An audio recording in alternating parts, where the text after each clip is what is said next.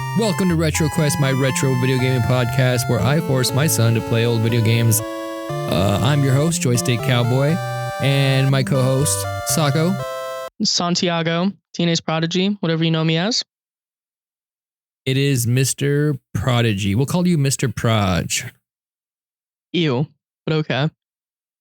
All right, so this little podcast that we had to record a second time because of difficulties. We recorded this yesterday. We will try to stay on the same vibe level we had before. It was a pretty good vibe level. I would say it was great, but it just ended up sounding not great. Exactly. So, before we get to it, you got anything new you need to talk about? What you been doing this week? So as I said yesterday, on Wednesday, I did this interview thing. It was this like Nardwar. The Nebuchadnezzar, right? It was a Nebuchadnezzar? No, it was Nardwar. It was like a Nardwar style interview. It was like, it's just like an 8-minute long. It was like just an 8-minute long interview. Nardwar, you mean like Bernard from The Office? No, not at all. Nard, the Nard dog? No, like Nardwar the human serviette. I don't know what the hell you just said. Nardwar the human serviette. If you don't know, you don't know. What's a serviette? That's a great question, actually. Let me look that up. Okay. All right. Serviette and shit. A table. Oh, so he's a famous table? It's a table napkin. So he's the human table napkin. Yeah, that makes sense, Don't look too far into it. I'm going to look super far into it, and it also makes no sense to me. But yeah, it's just like a style of interview. Is it like what kind of style is it? Explain this style to me. So it's kind of like almost like a mock interview. It's not like when you think of like an interview, think of like this, like really like not necessarily calm environment, but it's like, what got you into this? And like, like generally like there's time for like the person to answer and there's follow-up questions. The way a Nardwar interview works is it's kind of the opposite, right? Like it's very fast paced, right? Once you answer a question, there's no follow-up questions. Like the topic can just change like drastically. Like it can go from, are you affiliated with any gangs to what's your bedtime, right? Oh, what is your bedtime, Sako? That's a great question. Like 11, sometimes 1 maybe. And that's exactly how I answered that question in the interview. Fair enough. Because I was doing it in character as Carlos. So he was asking me like all these weird questions. He brought up the movie and that was so funny. Like, because Carlos has no clue about the movie, obviously. So it was like this whole thing where he's like, there's a whole Instagram account about it. And I'm like, there's no movie. And he's like, yes, there is. And it was like a whole bit. That was fun. Oh, that sounds fun. Yeah, it was a lot of fun. Have you not watched it yet? The interview? Yeah. I don't know where to watch it. You never showed it to me. Oh yeah, it's I'll show it to you then after this. It's I find it pretty funny. It's like an 8-minute video. Yeah, I was completely like in character for it. So it was like weird to do cuz like I'm not super great with improv character work. Okay. But yeah, other than that, we just had the whole thing where we tried to record yesterday. My album released yesterday, which isn't super big because I'm not. It was smiley face, right? It was smiley face. The wearing a smile. There you go. The album cover is just a smiley face, though. So you weren't wrong. No, I wasn't. Anyways, yeah. What have you been up to this week? Oh shit. Well, I had not a whole lot of stuff going on. I had to do a lot of work heavy stuff, to rebuild some Excel sheets that needed to have some edits done to them. And my IT person, who is supposed to be in charge of making sure the passwords are secured on these things, either lost the password or couldn't remember the right password. So I had to rebuild a few Excel workbooks, not just Excel sheets, but entire workbooks from scratch. That's rough. It was rough. It was not a fun time. It was about an entire 8 to 10 hour shift per workbook just to get them. How many workbooks were there? It was like 3. Oh my God. So that was a lot of my work week this week, was spending entire days rebuilding these Excel worksheets, workbooks. Dude, I don't think I could do that. That sounds so like annoying. It was monotonous, but my days went quick because I'm all right doing that stuff. It's not super annoying to me. Other than that, just, playing this game a little bit. Yeah, playing. Yeah, I haven't really played anything else. I really just, the free time I had this week, I was playing this game. I can certainly tell why. Yeah. So if there's anything else, we can kind of get into it, I guess. Of course. All right. So the game we played this week was Dragon Warrior, not to be confused with Dragon Quest, for the NES. Despite being the same game. just because it's the same game, different names. I'll give you a little bit of backstory. So Dragon Quest, originally localized as Dragon Warrior, is the first title in the Dragon Quest series. It was developed by Chunsoft and published by Enix. Now that was sort of the rival to Square. Nowadays you got Square Enix. Yeah, I was about to say, did they like unite? Yep. Back in the NES days, Super NES days, Enix and Square were like the two battling RPG fucking juggernauts. Enix, super famous for the Dragon Quest series. Square, super famous for the Final Fantasy series. They eventually merged in like 2000. I want to say like 2001 or 2, or right after I think Final Fantasy X came out. They merged and became Square Enix or Squeenix, But Squeenix. I want to point something out. I love how your generation calls them the NES and the Super NES. My generation calls them the NES and SNES. Well, because your generation's weird. That's like European slang. Back when we were younger, Europeans called them the NES and the SNES. That's what they were called in like UK, was the SNES and the NES. That's just like what people my age call it now. Yeah, well, whatever. I call it Super NES, or I call it the NES and the Super Nintendo Entertainment System. Those are the ways I call it. I just either call it the NES or the SNES or the Super NES or Nintendo or Super Nintendo and regular Nintendo. That's what we called it back in the day. Nintendo and the Super Nintendo, yeah. No. When we were younger, that's what we called them. We called them. You had the Super Nintendo and then you had the regular Nintendo. Like not just Nintendo, regular Nintendo. It was regular Nintendo. That's funny. Yep. Anyways, so Dragon Warrior, originally released in 1986 in Japan for the MSX and the Famicom. The MSX was sort of a home computer rivalry to the Famicom. It's where like the first Metal Gear came out on. It was actually a pretty popular in Japan, I think in Europe.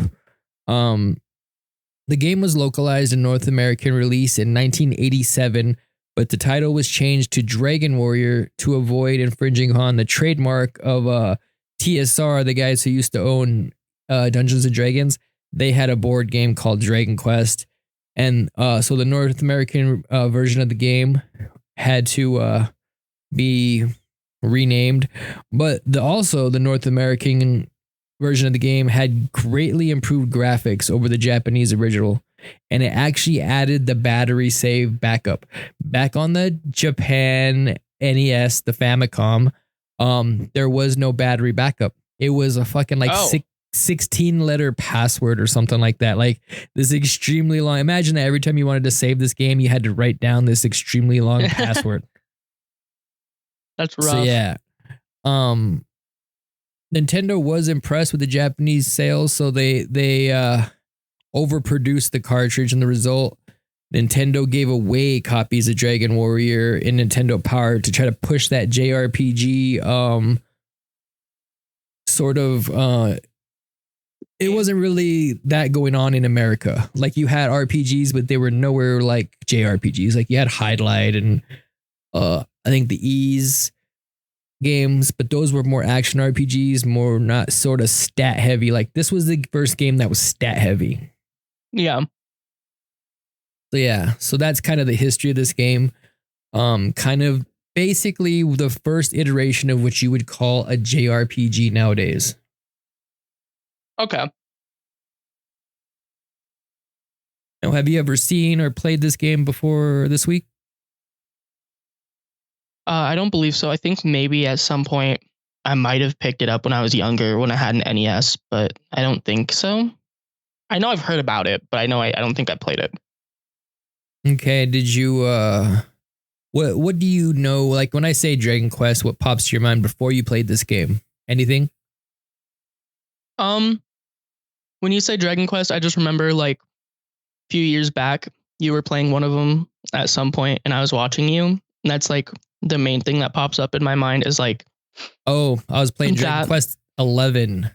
Yeah, I like remember like whenever you say Dragon Quest before I played it, I would think of like when we talked about that game and like watching you play it, but I didn't watch you too much. I watched like a little bit of it. Okay. So let's talk about your first impressions of this game. What were your first impressions upon turning this game on and playing it? So yeah, my first impressions when like I would have first turned on the game, first loaded up everything, I was thoroughly impressed. Like the simplistic like art style I like the opening cutscene, I like the music. I liked that you could put in 8 letters for your name. Obviously, I put in Sir Poop. Obviously. You know, there's no other options. Of course not. Why would there be something else besides Sir Poop? All right. Anyways, long-winded monologue to start out the game, which was kind of annoying. I paid attention though to it because I thought it would be super important. Turns out I learned nothing from it. Well, you gotta imagine back when this game first came out, that was like, oh, there's a backstory, there's a story. I guess lore. Yeah. There's lore to this game. Yeah, but lore's fun. It's pretty. I mean, as far as being the first game in the series, the lore is pretty light. Yeah, just some princess is kidnapped. You need to kill monsters. You need to find this dragon lord guy, and you're like the descendant of the Edric, so you have to like get that stuff. The descendant of the Edric, the Eldric. But yeah, Did I pronounce it wrong? Wait, did I really say the wrong thing? It's actually like Erdrick, not necessarily Edric. It's Erdrick. But you know, I guess I was close. It's whatever. So yeah, you start the game, you're in the chamber to the king, and he tells you kind of what's going on. He tells you about his daughter being kidnapped. He tells you stuff. He gives you the kingdom's treasures, which isn't a lot. A fucking magic key, a little bit of cash, 120 gold, maybe some cash. Maybe you can buy a club. I don't know. That's about it. Yeah. So, and there was also one other thing that a torch. It's a torch. Yeah, torch. Yep. He gives you a fucking torch. The kingdom's treasured torch from like back in the days of kingdomness. You know, because this kingdom. That's how it is. You know, this kingdom really had what was coming to it if all it had was 120 gold worth of treasure. Well, you know, you can't judge a kingdom by its kingdomness sometimes. That's exactly how you judge a kingdom. Sure, you can't judge a book by its cover, but you can judge it by the contents of its pages. But you can judge it by the contents of its magical treasures in its fucking throne room. Like any hizu. Anyway, yeah. Anyhow. So yeah, you get those 3 treasures and you set off on your adventure. You go to town, realize the king gave you about as much money for a club. Almost like to the T. Like you have $0 left after you buy it. And then you go through town, talk to people, go to the next town. Then you go to the grave. So yeah, I mean, it's a pretty linear game. There's not a whole lot. If you know what you're doing, it's pretty linear. If you know what you're doing. Well, even if you don't know what you're doing, it's still pretty linear. You just don't know which linear progression you're supposed to make, because but it's pretty straightforward. There's not a whole lot of guesswork of, oh, what do I do next? Especially if you have a map, then just talking to people, you'll find out where you need to go, and you can just look at the map and you'll find that. Yeah, if you got a map, you're basically set. Like a guide can help, but it's such a short, straightforward story that you don't necessarily need a guide as long as you have a maps. Short is ironic. Oh, it's short. What, like I think max out this game maybe at like 6 to 10 hours. Completionist. I think your first run, you could probably run through this game pretty swift. Maybe 4 or 5 hours. I know it took you a little longer, but you for whatever reason couldn't fast forward it. And also I spent like a good 3 hours. So actually I guess my gameplay didn't take as long as like I exaggerated it, because 3 hours of that was just me doing money glitches. And you really only would have needed to do like one real money glitch.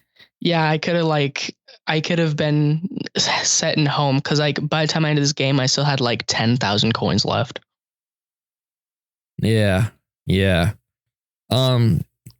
So yeah, this game, you're going to go through, rescue the princess, which is optional, which I fucking love that you don't have to rescue the princess. And then I rescued her. Of course you did. And then you go beat the Dragon Lord, get the ball of light, and kill it all. All in so all, what happens if you go back to the kingdom without the princess? I forget. I know it's optional. Like it's just like I think some dialogue changes a little bit, but it doesn't necessarily change anything. Mm-hmm. I like how the game ends with the option to have like the princess come with you, like to adventure, and then the game ends. Yeah, because the king's like, oh, I'll give you my kingdom, and you're like, nope, I want my own shit. I'm out of here. And then she's like, wait, let me come with. And that kind of sets up the second game in the Dragon Quest series, where you're the descendants of the king and queen from this game. Yeah, that makes sense. We'll probably get to that at some point. Eventually. So yeah, let's get back to the sprite work. So the sprite work on this game, I think, is amazing. I like it. I like it a lot. I mean, I guess I shouldn't say it's the best you can get, but as far as being a game that was released in 1987, it looks damn good. The bite of 87. It was released in 1987. Yeah, it was moving swiftly on. I like the simplistic design. It's like you can tell what everything is, like relatively easy. What I really like is that there's no like multiple sprite works of the same thing, right? Like when you're on the overworld, you're not going to see the sprite of like an enemy or something. So there's no like having to like look at what it looks like from up down and then what it looks like face to face. It's just an enemy is there and you start fighting it. So there's no like transition from like this 8-bit like well, I mean, it's all 8-bit, right? But like this top down, like top view of like this enemy to you're looking at it with this like much more detailed, still simplistic, but much more detailed design. Yeah, I get what you're saying. So I guess that could bring us into one of the first things. We'll talk about maybe some tropes of JRPGs that started here. Like the random encounter. Love random encounters. You love random encounters. Yeah. Okay. They make great music. No, I'm kidding. Yeah, I like random encounters. It's like it's a fun thing, like when you're just walking around. Especially, I don't like when random encounters can happen anywhere. I like when there's specific areas that they can happen in, like Pokemon. You're not going to come to a random encounter on like grass, but you will if you're like in tall grass. Okay, well, in most JRPGs, which kind of started with this, you have like your overworld and you have overworld enemies, and then you have your dungeons, which has dungeon enemies. And then towns are usually safe places for no random enemies. I am not really a big fan on the random encounters. Really? There are some games, JRPGs, like I think Lufia, where you can see the enemies on the screen before you get into a battle, and you can avoid them if you want to, or you can grind them if you want to, but you see them before it happens. And like even like Dragon Quest 7, I think you can see the enemies.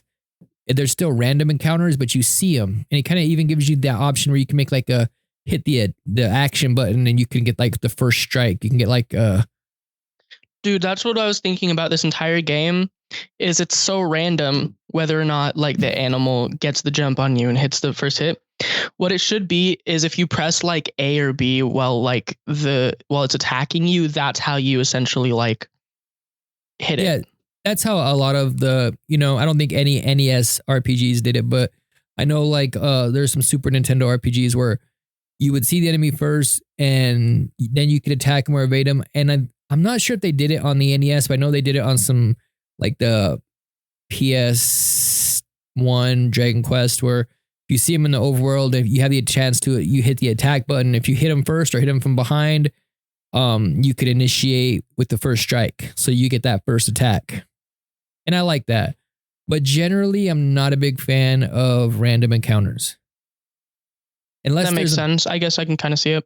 Unless there's an option to turn random encounters on and off, like on the pixel remasters of the Final Fantasy games, you can toggle enemy encounters on and off.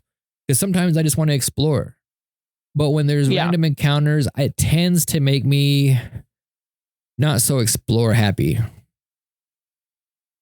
Especially certain dungeons in Final Fantasy 1 for the NES, like there's like the Earth Cave where it's just a random encounter every like 2 or 3 steps. Oh my God. And that's kind of how bad this game gets too, though, sometimes. So I guess I can see that. If I can be stocked up and be able to heal myself, it's not such a big deal. But if I have to use MP to heal myself and then I have to go somewhere to fill my MP, that is a pain in my dick. Yeah, I guess so. But in this game, you have the option to carry herbs. I just didn't. I mean, you do, but it's still a limited amount of herbs you can carry. I guess so, yeah. Like how much is it? Like 5? Well, no, it's like you have limited slots in your inventory and they get taken up by everything, even magical items. Yeah. That's what I like. Like the magical keys, you can stack those as like up to 6 and it doesn't affect any of the rest of your inventory. Yeah, I do like that. I know that's nice. The inventory management. I know that's a big issue in the Earthbound game, which we'll probably play because I've never played it and you've never played it, and I've heard great things about it. Although you've heard meh things about it. Yeah, I like how you pointed that out. Yeah. So yeah, and the visual style of this game, Dragon Quest, the top-down perspective. Now, it was one of the first games I ever played with that perspective, and I loved it. Let me get into sort of my first takes on this game from back in the day before we get too far into it. So right. I played this game before I ever had an NES. I was at one of my mom's friend's house and, they were in the bedroom and they were doing something. And so I was in the living room. They had Nintendo set up. So what I did was just picked a random game and played it. And the random game ended up being Dragon Warrior. No idea. I couldn't read at this time. I couldn't do a whole lot of things, but I knew to go forward. I mean, it was a weird. You knew how to move. I went forward, and it seemed like the save that this person had was right before the Dragon Lord. So I played this game for about 30 minutes, just rushing the Dragon Lord, dying, restarting, rushing the Dragon. No idea what the fuck was going on. No, I'm pretty sure I wasn't even attacking. Who knows what I was doing, but that's basically all I knew of it. And then I played it again later on after I got my own NES, and I had already played Final Fantasy and I'd played Legend of Zelda, so I had more of a grasp on what was going on, and I liked it.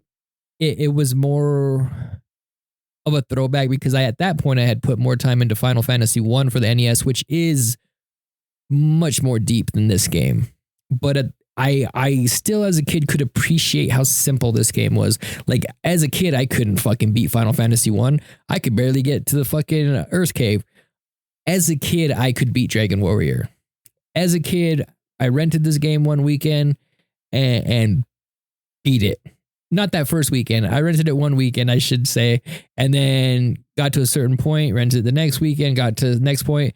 And most times when you rented games with saves, by the time you rented that game again, save was erased. Someone else saved over it. Everybody's renting these games. This was the kind of game where even if my save was completely erased, I could start from scratch and in a weekend beat it eventually. That's cool. And that's big. Yeah, the simplistic play style is nice. Like, it doesn't take too much to understand how to beat it. You just gotta really need a map, as we said earlier. Yeah.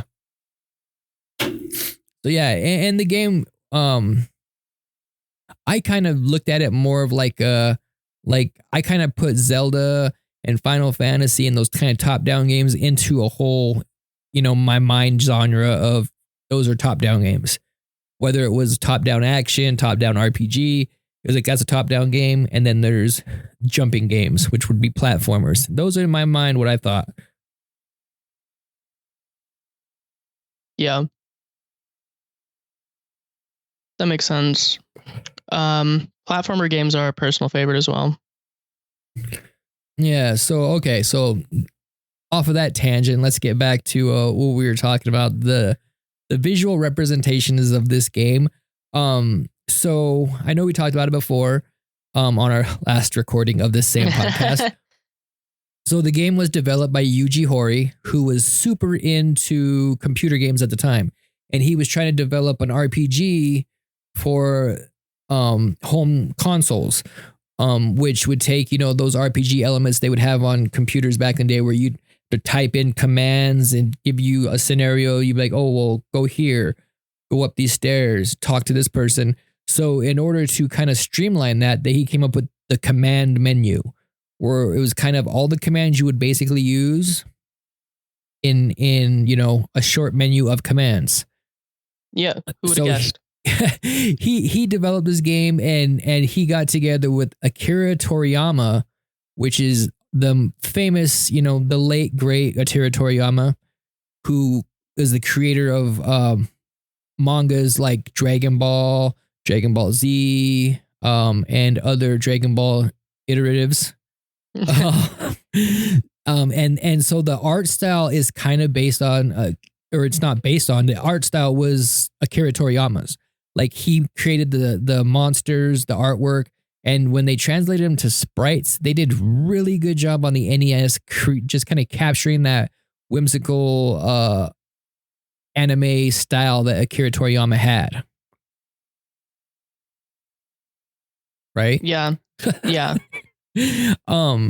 I love the monsters in this game. Most of the monsters they still keep the same designs up until nowadays. Like, I was playing the Dragon Quest 11, about a year. Fuck, that was a few years ago. I played that. 3 years, I think. Yeah. And the monsters still look like, what you would picture them on this game, just in a much more high resolution 3D, aspect. Which is awesome. That's cool. That's like cool. Slimes. I love slimes. I got a slime sticker on my laptop.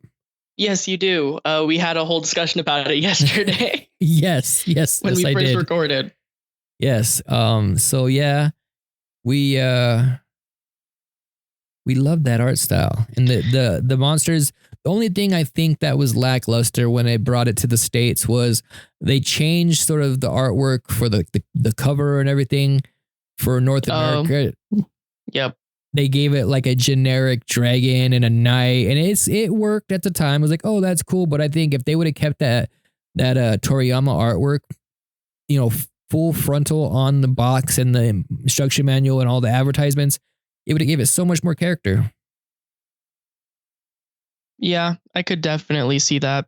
As I said yesterday, though, like, if you switch it around, though, like, if you put what we consider this basic dragon and basic character, and we put that in Japan where the game released, it would be like, to them, the same thing. Whereas if we got their release cover, it's like, whoa, this is like different and unique. I like this. Yeah, that's true. I think they were, at the time, the anime wasn't popular over here. It was still called Japanimation. Japanimation? You're kidding. No, that's what we called anime back in the games. Call it that's Japanimation. Funny. Japanimation. So yeah, I just really think a lot was lost with that. I would have seen it more like I saw Final Fantasy, because when I thought of Final Fantasy, the sprite work there is very iconic. Like the Black Mage from Final Fantasy. That's like I got that on fucking another one of my laptops. Or no, I got that on my Steam Deck. I got a sticker of a Black Mage. Though that was super iconic. Like it stuck out as a kid, as a gamer, more like the Black Mage. Oh, that looks cool. Even the White Mage. Oh, whatever. You know, the monsters weren't as good. They didn't look as good, but the characters and the NPCs and the world itself had so much more of an anime aspect that it made it awesome. Yeah. So now let's talk about the sound. How do you like the sound of this game? The music. So couple musics they have. So yeah, it's mostly just the same song over and over. It changes when you're. I think there's the overworld theme, there's the dungeon theme, and I'm pretty sure the overworld theme is the same as when you're just in like a town. I believe so. Yeah. And like there's a dungeon theme, and then there's like a third theme. I think that plays when you're in like battles. Most of the songs in this pretty simple. They were used throughout the entire series. They still are, of course, remastered and orchestrated and all that shit. Yeah. But they still use the same basic themes and songs, just like Final Fantasy. But, and I said it yesterday and I'll say it again. Everybody gives Nobuo Uematsu from Final Fantasy, the composer, so much credit for the music he made for the Final Fantasy series. But I think, I'm not sure who the sound designer is for this game, but they made some simple themes, but they are great. They capture those themes, I think, capture the essence of this game better than the visual representation of this game does. And in other games, it gets a little better when the sprite work gets better and they kind of go back to that anime sort of aesthetic. Yeah. But as far as the music, I love the music in this game. I think it represents that whimsical, because it doesn't come off that way. Like the Dragon Warrior franchise is like the Final Fantasy. It doesn't take itself too seriously. I mean, Final Fantasy takes itself much more seriously than Dragon Warrior is. But if you were to look at both of this game and the NES Final Fantasy compared right next to each other, you would think that this game was the much more serious toned of the two, when honestly, the two franchises, you know, are not that. Final Fantasy, although it is kind of, you know, wacky at sometimes, does take itself much more seriously. Yeah, and I guess I can kind of see that too, having played through the majority of 7. I can kind of see that like idea that it's like it has like its well, that's the worst of them. Oh, I'm super edgy. I'm edgy Cloud. Ugh. Yeah. I got feelings and emotions. I don't know. It's hard to call a game where the main character dresses up as a girl edgy. Oh, that is edgy. Back in the days, back when that game came out, that was super edgy. I guess so, yeah. I guess nowadays it's just like, I guess when I think of edgy, I think of like, you know, Shadow the Hedgehog, guns and cocking AK-47s like shotguns. Like, no, that's ridiculous. I think that's just ridiculous. Like, that's what I like. I think like edgy, like this dark, like super, like depressive, like, look at me, I'm so edgy, like I'm so cool because I have no friends. Look at me, I'm a loner. Like, to me, that's edgy. Oh, well, I got a game for you called Final Fantasy VIII. And I'm going to introduce you to a man named Squall, if that's what you find edgy, because you literally just defined Squall. Ugh. I don't like anybody. I don't want to be the leader. Why do they make me the leader? Oh, everybody makes me mad. That's funny. Especially Zell. Yeah, I'll consider playing that one after I beat 7, finally. After like a year. Took me a year to get halfway through the first half of the game. It'll take me another year to beat it out of spite. Because you're just fucking around. Exactly. It's just Final Fantasy 7, man. It's just like the greatest. Well, I won't even say the greatest Final Fantasy because it's not. Final Fantasy 6 is the greatest Final Fantasy, but it's a close second. I'm sure you just made plenty of people mad. Good, because they're wrong. Hate comments gonna be crazy on this one. That's not even a hot take, bro. Like most Final Fantasy fans. That's probably a mild take. It's a pretty bog standard affair of Final Fantasy VI is a better game. It's just a better Final Fantasy game. Yeah. And also the sprite work is still amazing, whereas 7's graphics do not hold up over time. I'd say they do. I'd say they're pretty strong, like especially for what they are. Yeah, they don't hold up. Maybe that's because I'm someone that likes to look back at like old art and appreciate it for what it is. I like old art. I can appreciate it at the game as it is, but I can also look at the graphics and be like, that is fucking ugly. I got Final Fantasy VII on Steam, and I got the Seventh Heaven mod where I can mod out the sprites and all the monsters and make them high res and even change them. So much fucking better of an experience. But I mean, yeah, it was for the what, PS1? Yeah, it was a PS1 game. It was, it was a banger PS1 game. Average human sprite in the PS1. I mean, like, let's be for real. Okay, but then, I mean, we will play FF8 later on down the line, and maybe even Final Fantasy 9, and you can see on the same system the graphic comparisons. Even those games make Final Fantasy 7's graphics look like doo-doo. Oh, the design, the design of everything, the way everything's supposed to look is fucking awesome.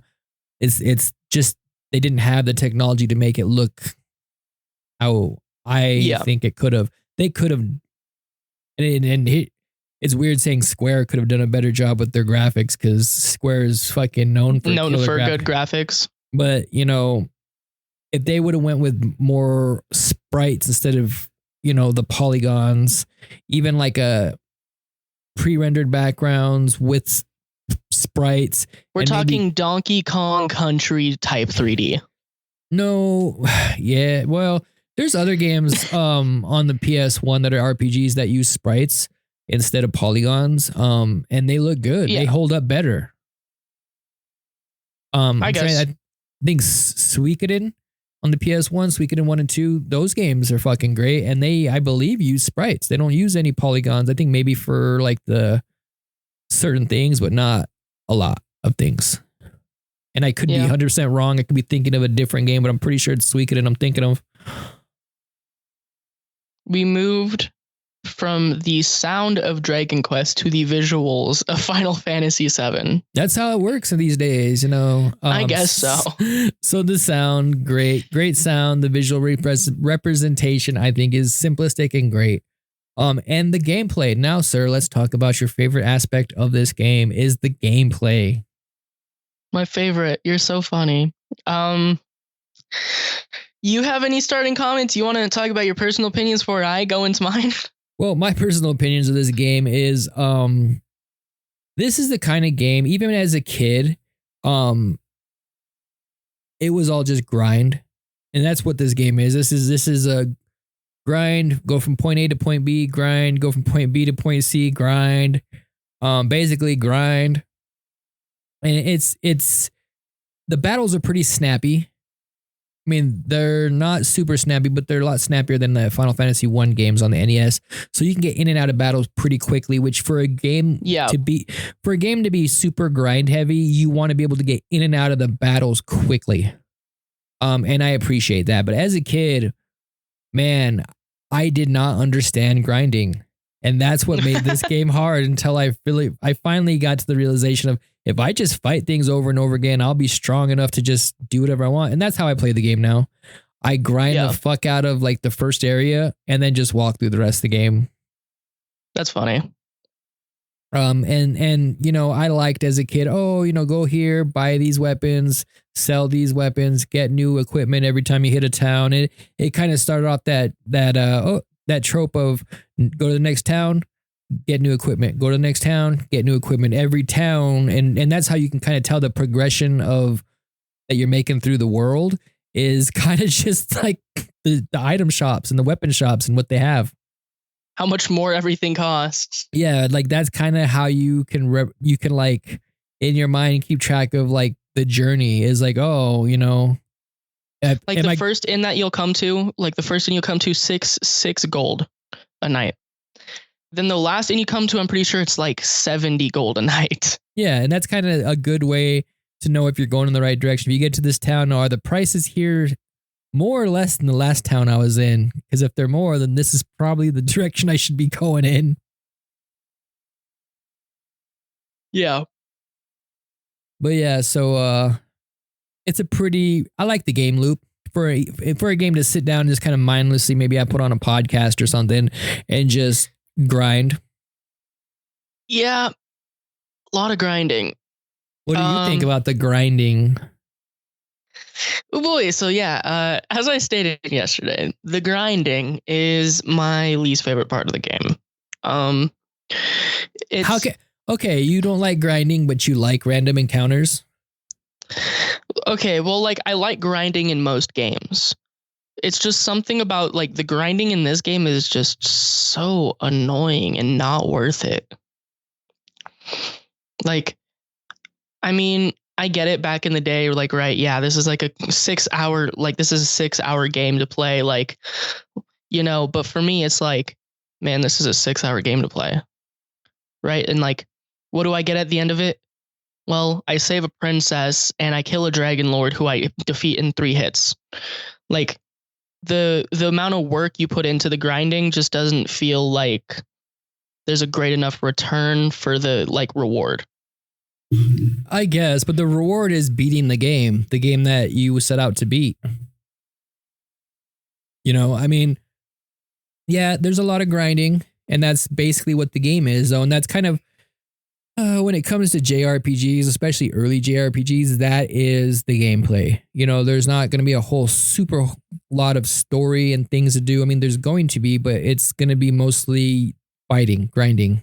You know, kind of like early-ish D&D campaigns where there's not a whole lot of interactions with NPCs. I mean, you can have them, but it's not set up that way. And most of it's just like go into the dungeon. You know, that's so crazy. Like thinking about that, because like my favorite aspect of D&D right now, like the D&D campaign I'm in, my favorite aspect is like the role play aspect where it's like I'm getting into my character and we're like interacting with everything and like talking to people to like find out where we need to go. Yeah, and it does get to be that way, but I'm talking about early D&D modules, like back in the day shit. Like it was a lot of, you know, more board gamey, more tactical. And that's kind of what I like more out of D&D is more tactical D&D games. I mean, I like the role-playing stuff. That's cool.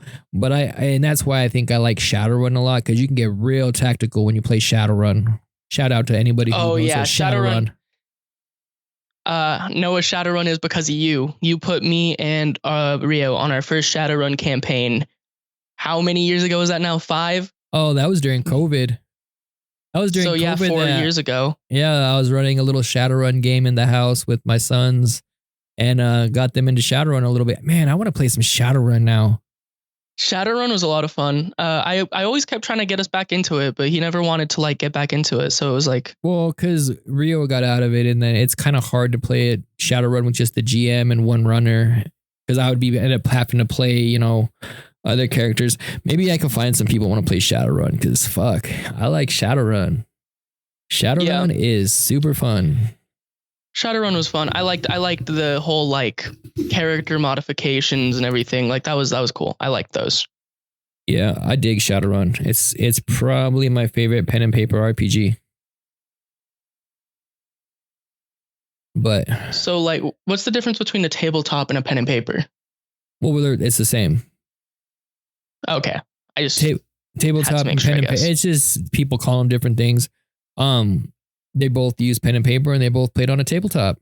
Well, I guess you can play like D&D on Roll20 and over Discord and stuff, and that might just be how I have to figure out how to get some people together to play Shadowrun. Ooh, maybe we'll play Shadowrun for the Sega Genesis for our next game, after our next game that we already decided upon. Yeah, I was about to say we already decided the next one. What do you mean? Yeah. So anyway, back to Dragon Warrior. We can tie this all in, because that is one of the things when they were trying to make this game was to recreate was D&D. You can see a lot. Okay, yeah, I can D- kind of feel that. You Yep. can see a lot of D&D influences in this game. The way the stats work. You know, you're rolling for a lot of RNG. You know, you're rolling for initiative basically every time you get into an encounter. Oh yeah. Yeah, but I mean it's super simplistic, but that's kind of the vibe they were going for. I like it. I like the vibe. I love the Dragon Warrior vibe, the Dragon Quest. I mean, I love the aesthetic. I love the late great Akira Toriyama's artwork. Love it. And like I said, I wish they would have had the artwork front and center on the game. I would have probably fell in love with this game much more than Final Fantasy. But as it stands, Final Fantasy is in my heart more than Dragon Warrior. Sorry. Just how it happens sometimes. I seriously do think though it's because of the nostalgia. I just think of the old Nintendo and Super Nintendo Final Fantasy games and just the thought of the look of them in my mind's eye. But if I would have had what I look at as Dragon Quest now, back then I would have probably held it in much higher regard. That makes sense. Yeah. I would yeah, I'd feel the same. That's like it's a very worthwhile game. Like it feels like it's worth playing. It feels like it's good, right? I've never played the original Final Fantasy, so I can't really compare it to that. But it's a pretty not yet. It's a pretty good, like I like it. I like the way like it operates. Commands are annoying, yeah, but like once they get streamlined and they kind of quality of life give you that action button where instead of picking a menu where just you press like the A button to talk, you press the A button to open doors, you press just the A button to search the floor.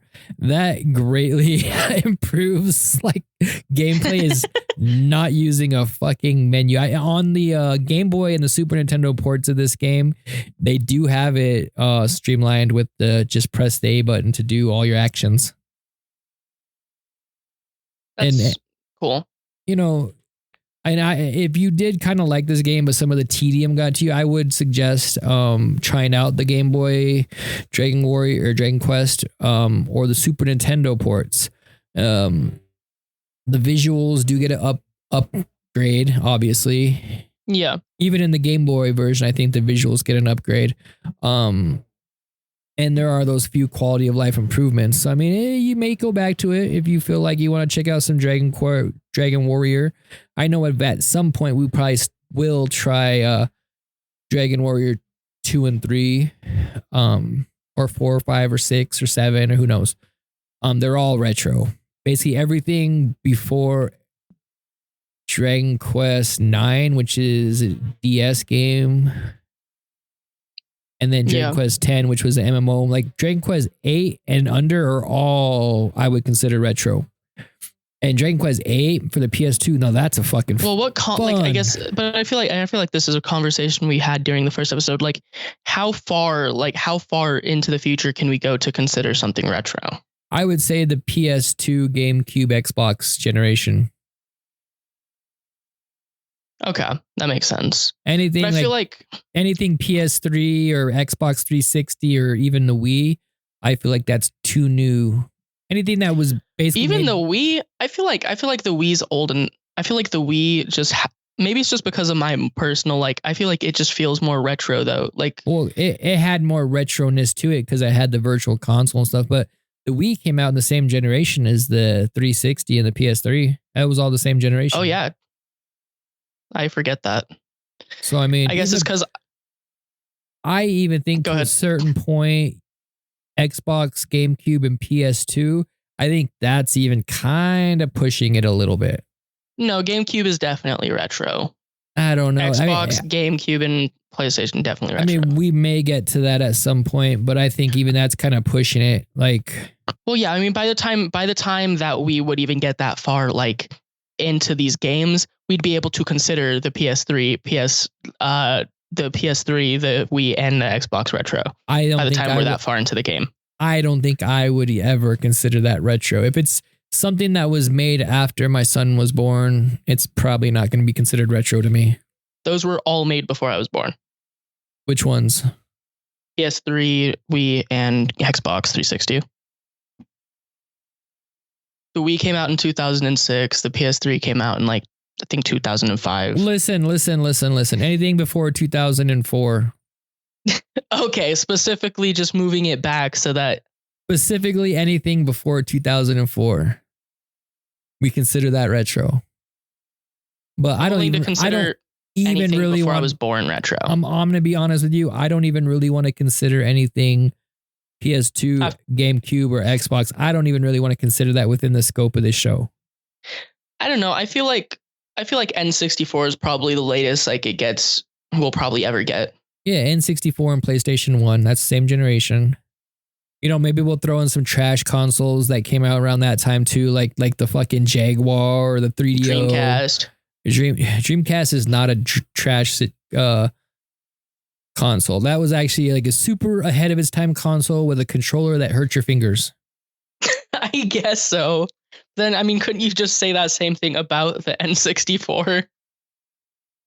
Yes. I don't know. The N64 never hurt my fingers. I would always get like a burn mark in the middle of my palm from playing Mario Party, because I would do like the circle things with the joystick, but I wouldn't use my thumb. I would just put my hand on there, and I'd do that with my hand, and I'd wear the fuck out of that controller super fast, and then put like a fucking burn mark in my middle of my palm from Mario Party and shit. That's funny. Mario Party ends families and friendships.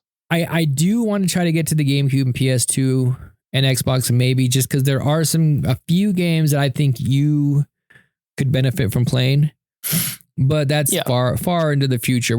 I'm still trying to get you on the basics of NES games and Sega games and Super Nintendo games. Like, we're probably gonna stay in the Nintendo Game Boy area for a little while, kind of get some basic building blocks. Maybe jump at least throughout 2024. Maybe jump towards Super Nintendo. We might jump towards Super Nintendo or Genesis every once in a while. Well, yeah, because we've already like been there. Yeah, but like we probably won't leave the 8 to 16 bit for a while. Because I think for you being someone who doesn't have a whole lot of background, it would benefit a lot from getting a lot of 8-bit shit under your belt to look at the 16-bit shit with a better retro critical eye. I just made that word up. Yep, I could tell. But yeah, so, all right. So enough talking about the show notes. Yeah. How do we keep getting here? Because it's Dragon Warrior and we don't have a whole lot to talk about when it comes to Dragon Warrior. So let's just wrap this bitch up with a bow. All right. So you have any comments or notes you want to talk about? Maybe something you found funny or something you want to talk about this game?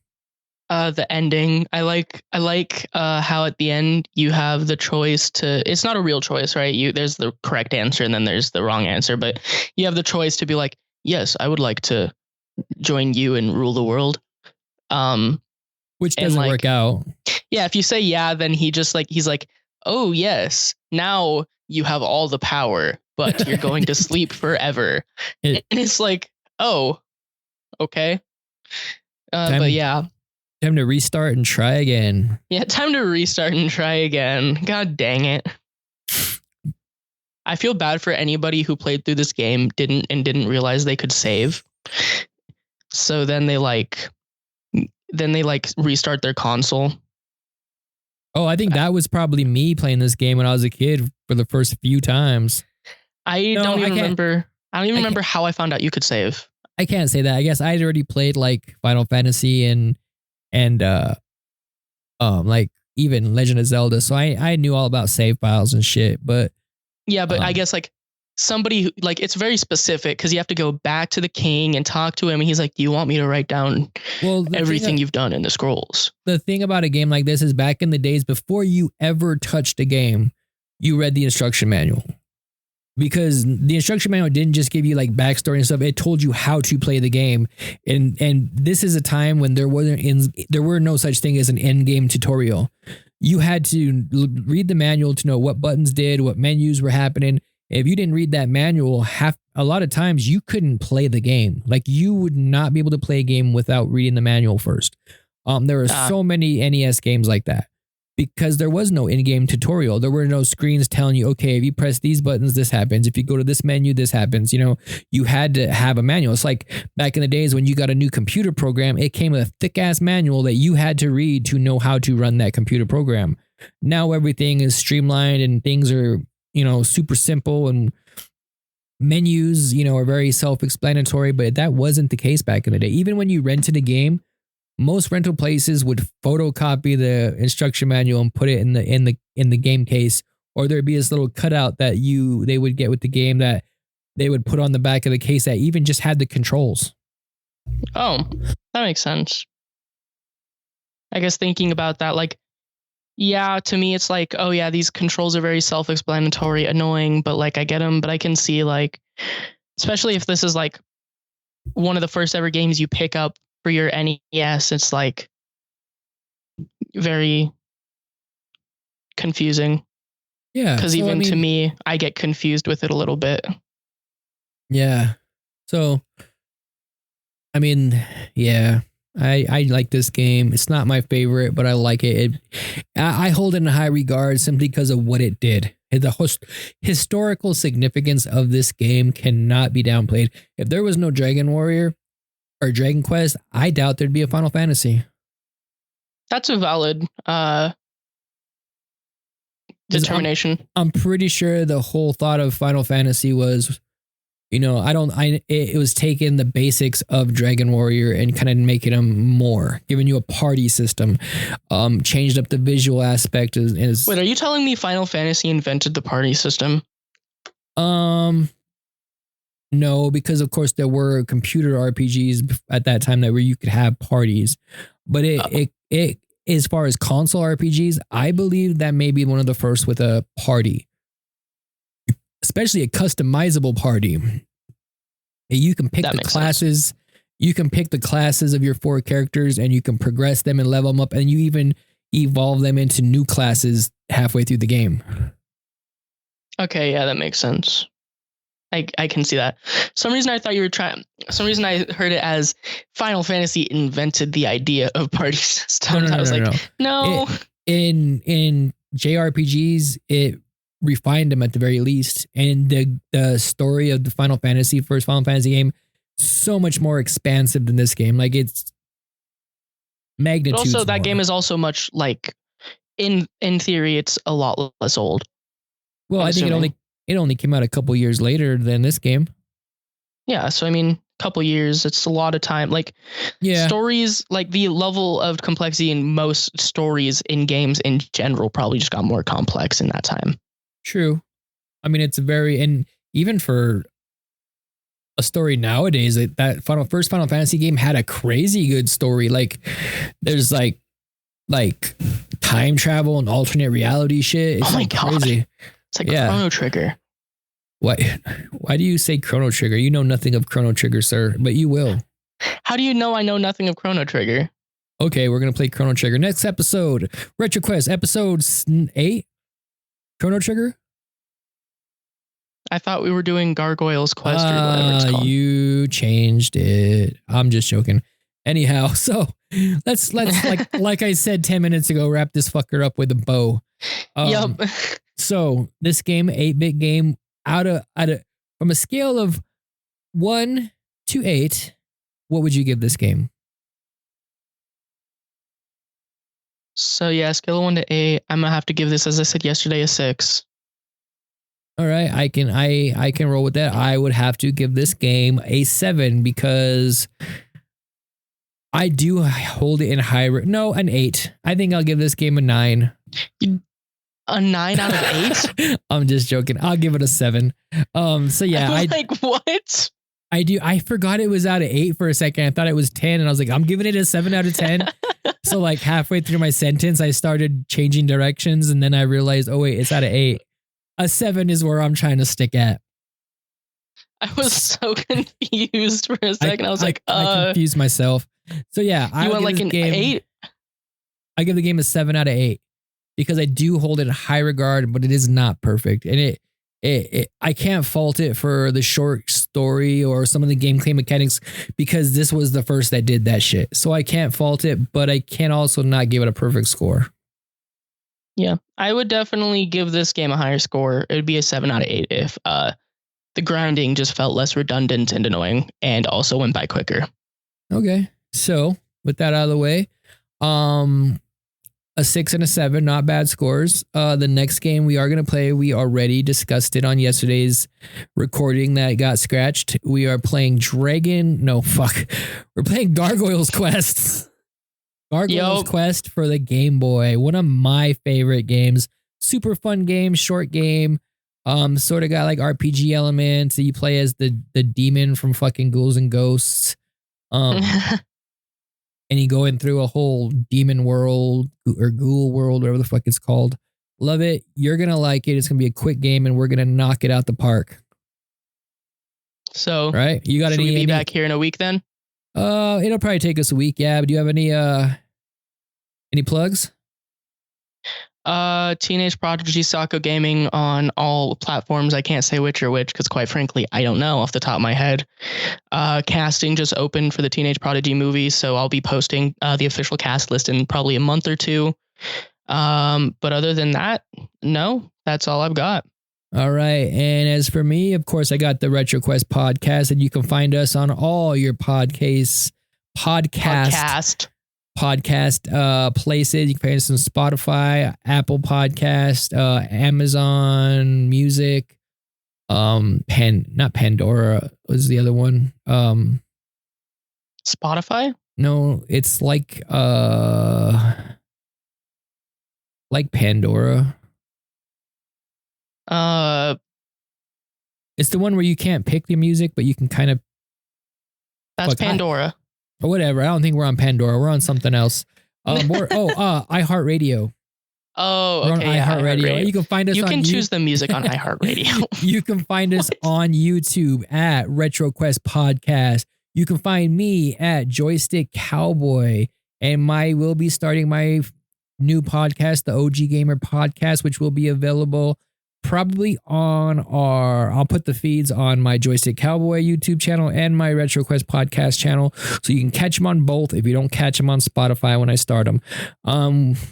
And that's about it. So I am your host, Joystick Cowboy, and my co-host, Sako Choco Taco. Signing out. We'll be here in a week. All right. Peace. Peace.